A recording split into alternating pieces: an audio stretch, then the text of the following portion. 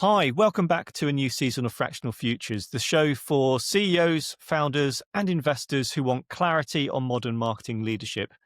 I'm Paul Mills, founder at VCMO, and today we're tackling a topic that's created more confusion than clarity over the last couple of years, and that's the rise of the fractional CMO. It's a term that's now everywhere, on LinkedIn, in boardrooms, in recruitment conversations. But if you ask 10 people what a fractional CMO actually is, you'll probably get 10 completely different answers. So in this episode, we're going to strip away the jargon. We're going to ground the definition and get really clear on what the role involves, and just as importantly, what it doesn't. For many leaders, hiring a fractional CMO is a strategic moment. It signals ambition, but it also raises a lot of questions like, are we buying senior leadership or part-time execution? Is this consultancy by another name? Or is this diluted value because it's fractional? These kind of misunderstandings can lead to hesitation, or worse, choosing the wrong type of support entirely. So today's about clarity. Whether you're a founder, a CEO, or investor, by the end of this episode, you'll have a grounded understanding of what fractional marketing leadership really looks like, how it integrates into your business, and how to decide whether it's the right model for you. To help me make sense of all of this, I'm joined by someone who embodies what a true fractional CMO is. Lydia McClelland is a chartered marketer and fellow of the CIM and operates as a fractional CMO. Lydia brings deep practical experience of embedding fractional leadership where it genuinely moves the needle. Lydia, welcome to the show. Great to have you with us. For our listeners, would you like to share a little bit more about your background and some of the businesses you work with? Yes, so I'm Lydia McClelland. I'm based outside of Belfast in Northern Ireland, and I set up LMC Associates in 2019. So I've been working as a fractional CMO since then. So I've worked with all sorts of companies, from training companies, security companies, in the companies in the construction industry, software as a service company. So a real blend of companies where I can bring my fractional leadership to that space. And you're also a SOSTAC licensed trainer, aren't you? Do you want to explain what that involves? I'm a SOSTAC certified planner and also a licensed trainer. SOSTAC is a fabulous marketing planning framework, which really helps to bring a sense of order to your marketing department, to your marketing team. And I train all sorts of levels of people, from marketing execs right through to heads of marketing and marketing managing directors and marketing directors on the framework. Fantastic. And I'm a SOSTAC certified planner myself. It's a great framework. I use it with all my clients. And for anyone listening who hasn't come across it, I'll put a link in the show notes. So, Lydia, before we get into the myths and misconceptions, I want to start with the foundations. If we're going to talk about fractional CMOs with any clarity, we need to define what the role actually is and what it isn't. So, Lydia, when we talk about a fractional CMO, what do we really mean? Yes, so a fractional CMO is a senior marketing leader who works within a business on a fractional or part-time flexible basis. Fractional CMOs, we bring the same level of strategic capability as a full-time CMO, but without the full-time salary or headcount commitment. The role of a fractional is to embed leadership, to set direction, to connect marketing with commercial goals. It's not simply about doing the marketing. Fantastic. And if you were to explain the difference between a fractional CMO and a marketing consultant to a CEO who's never used either, how would you explain the difference between the two models? Well, really, for me, the simplest explanation is that a consultant advises, recommends, and often delivers specific projects, whereas a fractional CMO leads. They take responsibility for the full marketing function, they shape the strategy, they prioritize budgets, they set KPIs, and they ensure alignment with the board. Consultants, we find, are often brought in for a very defined piece of work, whereas a fractional CMO sits across the whole picture, bringing consistency, accountability, and ongoing direction for the business. So Lydia, in terms of where a CMO sits in the organization, are they really part of the senior leadership team or more of an advisor? How do you position where the fractional CMO sits? Yeah, so although they may not be on payroll, I find that they operate at a very senior leadership level. We sit at a table where the decisions are being made, where commercial planning is taking place, where customer strategy is being discussed.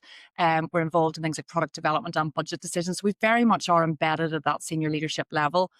We act as the bridge between board, if there is a board in an organisation, and the marketing team, ensuring that the organisation's ambitions translate into that practical action. We're not just an external advisor. I feel we're very much integrated, we're accessible, we're embedded, even if that's only a few days a month that we're working with an organisation. And for those business leaders who are still slightly confused about what a fractional CMO is. I think there's a misconception out there that they're just a cheap form of marketing who can do a little bit more than a junior marketer or a social media person, something like that. What are the expectations really? If you want to hire a fractional CMO thinking they're just going to be good at to run your social media campaigns or run some advertising, is that the right thing to kind of bring them in for? Definitely not. We are responsible for setting the overall marketing strategy. So everything must start with the strategy first before we get into marketing planning and execution. And again, the soft stack framework is a great framework to bring that structure to an organization. So it's about setting strategy first before we get into any of the details of the tactics or the actions that need to be done. We're helping to decide where the budgets need to go as well, and also what not to invest in, which is really important as well. Establishing KPIs and setting up dashboards and making sure that there's kind of relevant information and flow of information to board for SLT that senior leaders can trust as well. We might be responsible for looking at the positioning, the brand direction, customer segmentation, and routes to market. So it's so much more than just social media. We're not there just to do the TikTok. That's what the marketing team or marketing agencies are there to support with. And if you're listening to this, maybe you're a founder or a CEO, and you're thinking about bringing a fractional CMO into the organization, what are some of the things that you need to be thinking about to prepare yourself to bring the fractional CMO on board?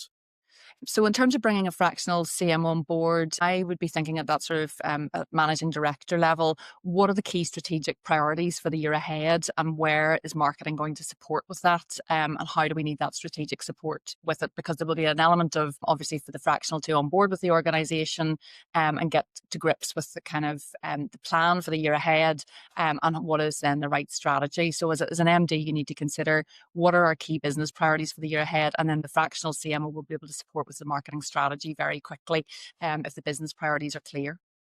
Now, I think that gives us a solid grounding. Hopefully that's been useful just to ground the term itself, and also highlights why the role is sometimes misunderstood. I want to think about some of the misconceptions about the role. As soon as people hear the word fractional, and I've heard it, in conversations myself with potential clients, there's a whole set of myths start to surface.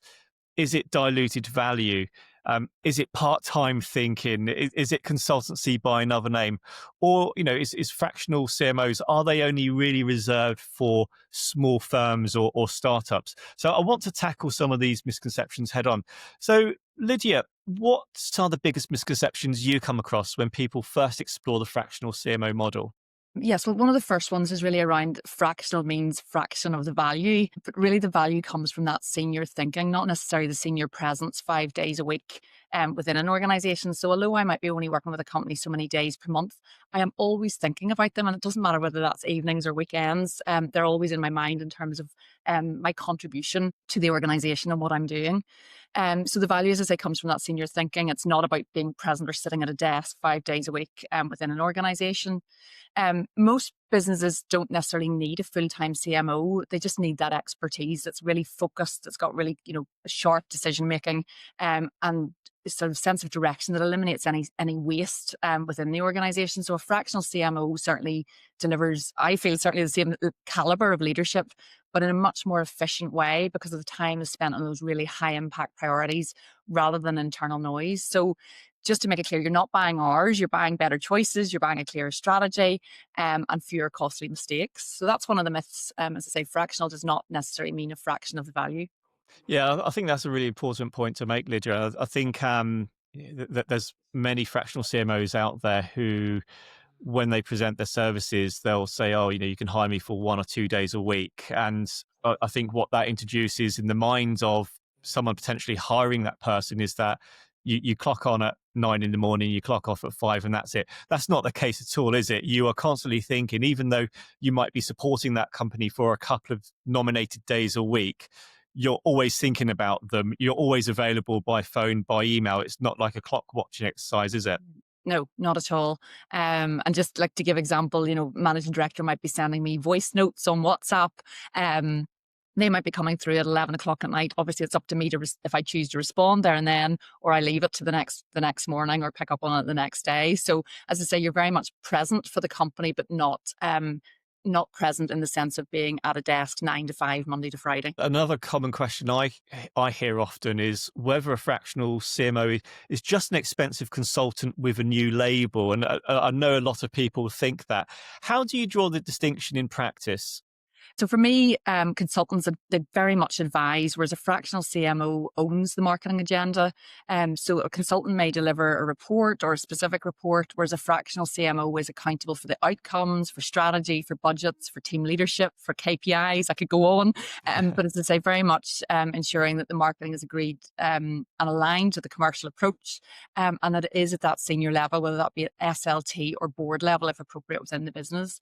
I find we're very much embedded within the organization's rhythm. We're attending leadership meetings, we're shaping those planning cycles, and we're influencing those cross-functional decisions. At the end of the day, when you hire a fractional CMO, it's their expertise you are hiring. And we need to be careful about how we label and badge someone.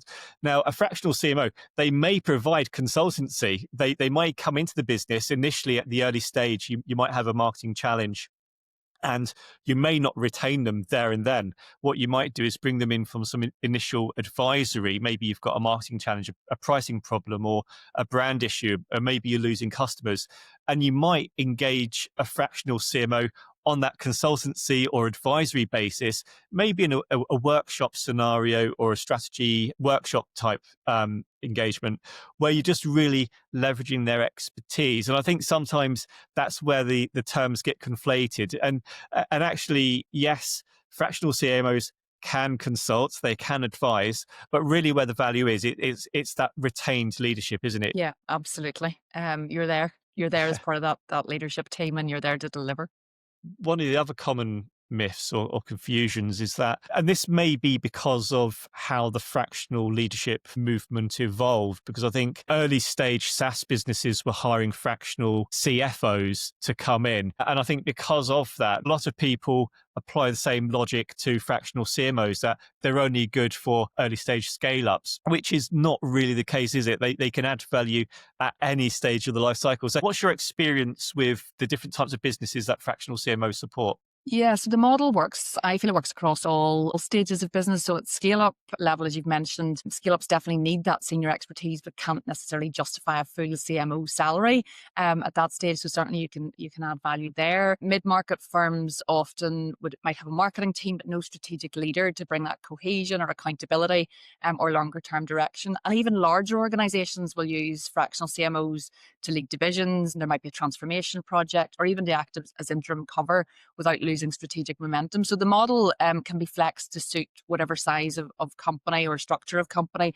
And it is very much tailored to the client's needs and what they require, so we do find that it's a very bespoke offering in terms of what the solution is for that particular company, depending on their needs. And you mentioned there the flexibility, and I think this is one of the core value propositions of the fractional model, not just for fractional CMOs, any form of fractional leadership. If the business is going through a quieter time, you might want to scale back the engagement. If it's really busy, you might want to scale it up. How do you explain the difference between offering a 1 day a week view of fractional versus more probably the better way that fractional CMO should present, which is more that outcomes-based flexible engagement? How do you distinguish between those two models? Yeah, so really the modern model of fractional leadership is around about outcomes-based, not time-based, although I know it's very hard for companies not to kind of equate your inputs in terms of what is the time input, but it should really be focused on the outcomes.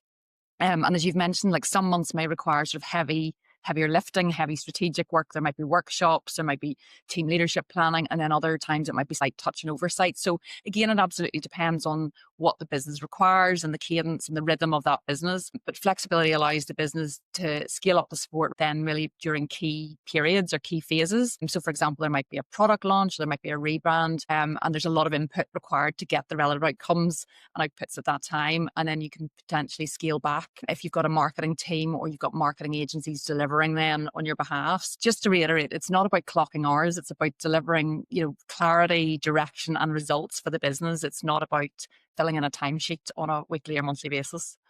What really matters to CEOs and investors is how the fractional CMO actually embeds, how time flexes, and where the real commercial value shows up. So Lydia, let's talk about the engagement model. What does working with a fractional CMO really look like on a month-to-month basis? Well, firstly, it starts with a clear plan at the outset, and that's usually aligned to the business objectives, the commercial targets, and the leadership rhythm, especially if there's regular senior leadership team meetings or board meetings that have to be attended. But each month, typically, there could be sessions, there could be strategic sessions with the CEO or the board or SLT to set priorities. There may be leadership of a marketing team if there's an in-house team shaping direction, reviewing performance and supporting capability. There might be oversight of agencies to make sure that budgets are set and that the activities delivered and everything kind of stays aligned according to the plan. And then there could be those it could be practical support as well. So certainly things like, rebrands or major campaigns where that leadership piece is needed at key points maybe during the year. So the cadence it's structured, but it's flexible. And that's the key thing. It is about flexibility. Some months could be really much heavier on planning and direction, and others are lighter, maybe as the team or your agency team execute on your behalf. And in your own portfolio of clients, how do you balance being embedded in the leadership cadence Yeah. whilst not physically being there full time? Yeah, it's a good question because you're obviously not there Monday to Friday, 9 to 5 as such. So I think the key for me is about being present at the right conversations rather than every conversation. So again, it's about the being really plugged into that sort of rhythm of the senior leadership team. If there's board packs or commercial updates or there's weekly team meetings, so that you're tapping in and you know what's happening and you're obviously reporting and updating when appropriate. So communication is so important as part of this. It is very much continuous. And I say that can be from the WhatsApp messages to the emails, whatever the company uses. Companies use Slack and all sorts of channels as well. So it's important that you're accessible to the team, you're responsive to the chief executive, the managing director, and that you're part of the organization's decision-making flow. The aim is really to feel integrated, but delivering really with that clarity, with the focus, and just having really clear objectives without really being caught up in the day-to-day noise that can happen a lot within organizations. There was some interesting thought leadership discussion on LinkedIn the other day, where an in-house senior marketing leader was kind of challenging the fractional CMO model. And they were saying effectively, actually all marketers operate in the fractional way, even if you're in-house, because you're dealing with multiple stakeholders, you're dealing with multiple conflicting priorities, so on and so forth, which is true from one point of view. But the Mhm. fractional CMO multiplies that by doing all that over multiple clients simultaneously.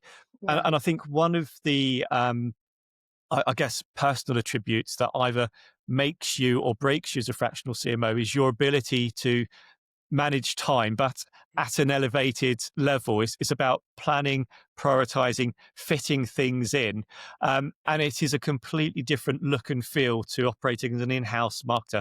What's your reflection on that? Is that something you sort of buy into or Yes, not? absolutely. Time management and prioritization of tasks is very key. So I would consider myself to be really good on my time management. I would probably pack quite a bit into any given day, but it's just really important to be structured and organized. And if I need to block out time to work on a particular piece of work, then that I hold that time, but also then that I'm holding time for relevant meetings and attending those. So there is a bit of juggling in terms of making sure you can fit everything in and that you're servicing and delivering for that client. When they need. So yeah, time management is definitely key. And on reflection of how you operate as a fractional CMO and the clients you work and sorry, the clients you work with and the feedback you get from them, Yeah. where do you see the biggest value uplift? Is it in strategy? Is it in team capability? Is it aligning agencies or is it something else?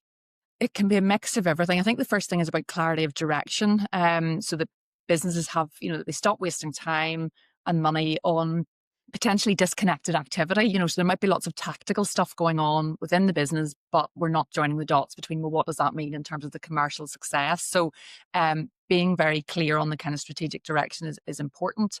If there's a team in-house, and again, I've worked with organizations where there is a marketing team and I've come in as that fractional leader. I find as well there's a bit of a capability uplift. So the team become more confident because they've got a clear strategy and a clear plan to work to. So they become more confident, they're more structured and become more commercially aware. So you are very much that link between the SLT or board and then the marketing team that are doing the implementation. If there's agencies involved, then normally there's better alignment.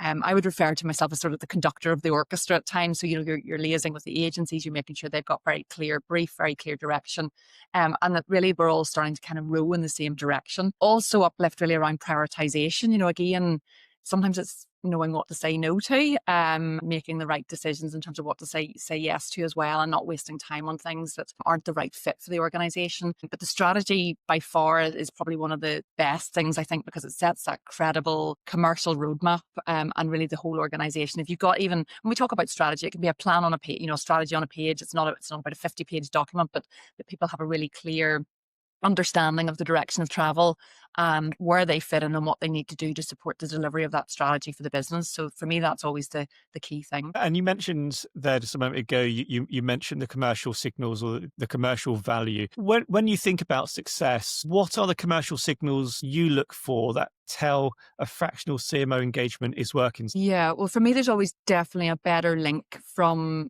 with a fractional coming in and the commercial team, whatever that looks like. So it could be a commercial director or the sales team. So really linking the marketing activity to the revenue, to the income generation. So having clearer attribution, more predictable pipelines is some of the kind of benefits that you see, because sometimes in companies you'll see the marketing team are kind of busy doing their own thing in their own little corner, and they're not properly engaging with the commercial team. So joining the dots between the two is very important. Also things like improved decision making, so less firefighting, less reactivity, and it's much more about that longer term planning. And sometimes it is about taking a pause to reflect on what we're doing, and getting the strategy obviously set and getting that rolled out and delivered, so trying to move on to more proactivity than reactivity. Other things that we see working is about agencies. Really, maybe agencies are performing better because they've got the proper brief, they've got that clear direction, which sometimes they're crying out for because they might have been dealing with somebody who's not in that marketing space and they're not getting clear direction of travel or what they need. So when I come in as that fractional head of marketing, they welcome it because they see that there's much more clarity around what needs to be done and how they can be focused in their activity. And so those are some of the commercial signals that tell us it's working. Yeah, and I think particularly in smaller founder-led organizations, I think in my personal experience, one of the big commercial wins for the organization is actually taking that marketing accountability away from the founder, because they often will be the one making all the marketing decisions, and they're probably not marketing trained or qualified in the first place. They're probably doing the very best they can, but they'd rather be running the business in other ways. And I think bringing the fractional CMO in, filling that leadership gap, taking ownership of the marketing function, taking charge of the marketing P&L, it really does remove a heavy weight around the neck of the founder, allowing them to do bigger and better things. And it's really that reassurance, that safe pair of hands, that marketing is well taken care of, isn't it? Yes, absolutely. And ultimately, the company should see better margins, they should see stronger customer acquisition, improved retention, and hopefully a marketing function, if there's an in-house team that the board finally trusts, because you do get a lot of, we don't know what marketing's doing, we don't understand, so that link between, at that senior level that you're communicating what the team are doing, how they're delivering, what those results look like, is all really, really important. Yeah, and that's probably a good place to wrap the show up. I hope today has given a really clear picture of how the model operates and where the value is created. For anyone who's listening, and you maybe if you're considering fractional marketing leadership, or if you're wondering whether this is the right model for your organization, I hope this discussion helps you assess your next steps. If this conversation has helped you get a clearer understanding of what a fractional CMO really is, you can take our free marketing capability audit. It's online, it takes a few minutes to do, and it gives you a really clear picture of where your marketing gaps are and whether if you need any marketing leadership to help you overcome those. We've also published the ultimate guide to hiring a fractional CMO. So if you want to find out more about this engagement model in more detail, do feel free to download that. There's links in the show notes. Lydia, thank you again for sharing your insights today. It's been really, really helpful, and I hope that's given our listeners lots of clarity. And also thank you for everyone who's been listening, if you're still listening at this stage. Do join us in the next episode where Lydia and I dig into why fractional leadership exists and the forces that shaped this new way of accessing senior talent. Lydia, it's been a pleasure, and look forward to you joining in the next episode. Thank you.